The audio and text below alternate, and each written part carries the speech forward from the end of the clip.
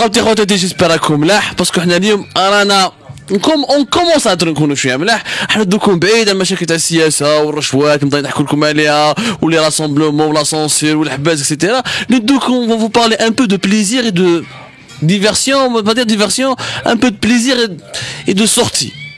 Nous, comme un Algérien, les Cannes, il menait une carrière, on va dire, très intéressante dans beaucoup de sociétés multinationales, etc. Où il a décidé de lancer un restaurant intéressant. Khouya Hassan, حنا رانا هنا gazon, etc. En plein centre de la zone industrielle, في ولاد فايت هكذا.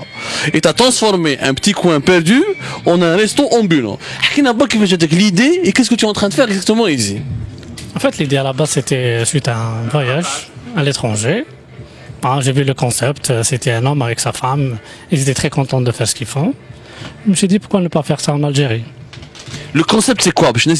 C'est quoi le concept exactement? Alors, le concept, c'est un concept food truck. Donc, c'est un camion restaurant. C'est vrai que c'est dit comme ça, c'est pas une innovation en soi, mais c'est plutôt un vrai concept avec un after work. Donc, les gens après le boulot, ils ont un petit moment, ils viennent, ils s'assoient, ils discutent, ils prennent un petit quelque chose et voilà. Donc, avant de parler de ce camion restaurant, ce que tu fais comme chose de particulier, avant tu n'étais pas dans la restauration. Non, non, absolument. Et là, ça maintenant, tu étais cadre dans des sociétés très réputées, etc. Exactement. Tu faisais quoi avant exactement? Avant, j'ai un parcours à la fois commercial et marketing. Donc, j'étais à la fois en charge de marketing et de commercial dans certaines multinationales. Exemple? Je sais pas, cité Danone peut-être, Kraft Food, Lafarge. Donc c'est des grosses boîtes quand même. Donc oui, c'est des grosses boîtes, mais après, à un moment donné, quand on arrive à un certain âge, on a besoin d'autre chose, on a besoin de faire autre chose, on a besoin de s'éclater dans ce qu'on fait, et on a besoin, si c'est possible, de vivre de sa propre passion. Donc tu as abandonné le salaire que tu avais en tant que cadre dans une multinationale, les privilèges, les canaux, j'imagine, tu avais le véhicule de service, c'est ça? Enfin, j'étais manager dans une multinationale avec tout ce qui va avec. Et à mes 40 ans, j'avais pris la décision justement de vivre de ma passion et de faire ce que toujours j'ai voulu faire. Et voilà. Donc, comment tu as eu l'idée? Comment tu as commencé maintenant? J'ai commencé déjà par prospecter. Donc ce type de camion, comment on peut justement pour s'installer, donc toutes les autorisations relatives et tout. Et finalement, j'ai décidé de fabriquer le camion moi-même. Donc c'est un peu ça l'idée. Donc tu l'as fabriqué toi-même? Ouais. Donc c'est un restaurant ambulant fabriqué par tes soins. Voilà, donc j'ai acheté un camion normal.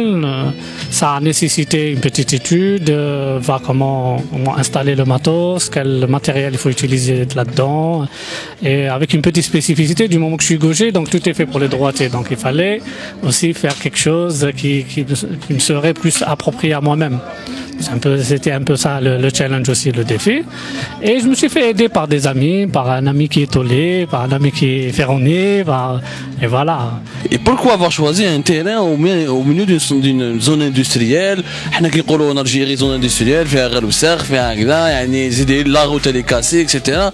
كيفاش جابك حتى لهنا؟ واش الحضره سيدي يحيى je sais pas les quartiers UP? Pourquoi tu as choisi un endroit pareil? Écoutez, j'aime bien les surprises. Et j'aime bien me retrouver là où d'autres personnes n'y vont pas. La preuve, déjà l'idée initier une idée pareille, déjà c'est pas commun. À la base, c'était pas un terrain exploité, donc avec la contribution et la collaboration de la BDL, donc on a trouvé un accord pour pouvoir, disons, m'installer sur leur terrain, parce que c'est un terrain qui appartient à la BDL. Et ça a nécessité des aménagements effectivement, je dirais des choses qui peuvent contribuer à ce que les gens soient un tout petit peu plus à l'aise et à ce qu'on ne leur offre pas uniquement de la bouffe, mais plutôt un peu plus de la chaleur, de l'intimité, de la convivialité et un endroit chaleureux. Je ne sais pas si vous avez l'occasion déjà de faire le tour.